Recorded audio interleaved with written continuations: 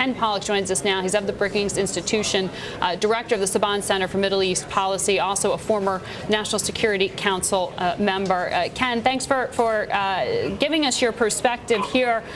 Your quick read here. It's billed as significant that President Mubarak wasn't at that military high council meeting earlier today. Then we saw military leadership take to the Egyptian airways to say they're going to safeguard the interests of the Egyptian people. What does that mean?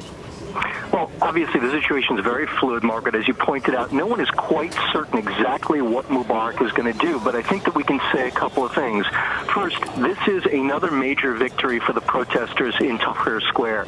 They have demonstrated once again that they're not going to be pushed around by the regime, that they can outlast the regime, they can continue to mobilize support in a way that the regime hoped they wouldn't be able to. It's also, in some sense, a victory for the United States, and there was a lot of concern about the limits of American influence. The U.S. has clearly been pushing for this behind the scenes. So both the protesters and the United States together have once again demonstrated that they have a lot of influence over what happens in Egypt, and that's obviously very meaningful. Surely, some had said Mubarak was the U.S.'s best case scenario in Egypt, the military, their next best case here. Talk to me, though, because we've been looking at the question of constitutional reform. I mean, the protesters have more than just saying Mubarak leave. They're calling for democratic reform in that country. What does it mean now? Does Vice President Omar Suleiman stay in that role? Does he help guide through that transition? Do we see the government ministers that were just named remain in place to keep the finances going? Right. This is the critical issue, Margaret, because I think it's clear that Omar Suleiman and critical elements within the military really aren't interested in making wholesale changes. These are signs of the old system. They came up through Mubarak. They are loyal not just to him, but more importantly to the system. And there are clearly a bunch of them who'd like to keep the system in place. And I think the real danger for the protesters and for the United States is that these guys may be trying to make Mubarak into a scapegoat. They'll throw him under the bus, they'll get him out of the way, and hope that that will be enough to satisfy most of the protesters, to kind of take the air out of the balloon and cause most of the people of Egypt to go back to their business, go back to their jobs. And as a result, the remaining hardcore protesters won't have the support that they need to actually push through the more meaningful changes to actually take apart Mubarak's system, even if Mubarak is gone. Ken, this has been ongoing for 2 weeks now, this public unrest, really economic paralysis in Egypt. Can we assume that the U.S. has had a firm hand in guiding a transition to military leadership here, or are we overstating influence? Well, again, this is one of these things that I think continues to emerge.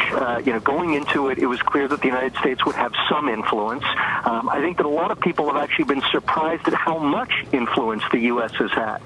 It does seem pretty clear that the U.S. role in saying to the military, stay out of the violence, don't open fire, has been very important. It seems like the U.S. pushing Mubarak has been very important.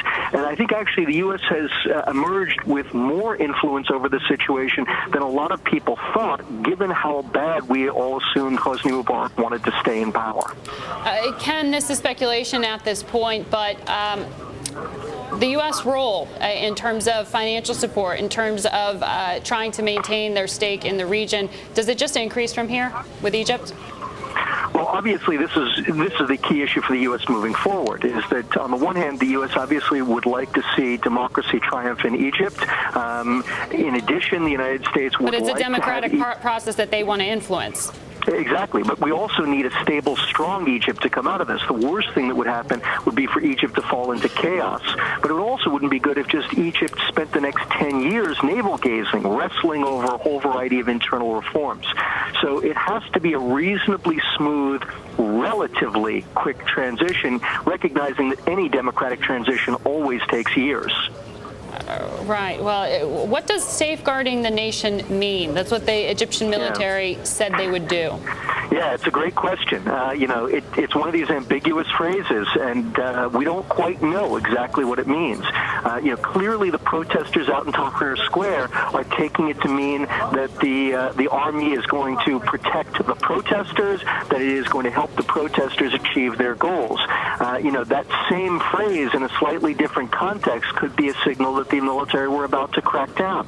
And as I said, it's why what's important is not just what Mubarak says tonight, but what happens in the days to come. Does the regime try to make Mubarak into a scapegoat, get rid of him, and then try to cling to power in the hopes that his removal will be just enough to take the wind out of the sails of the protesters and allow them to get rid of whatever remaining elements are still there?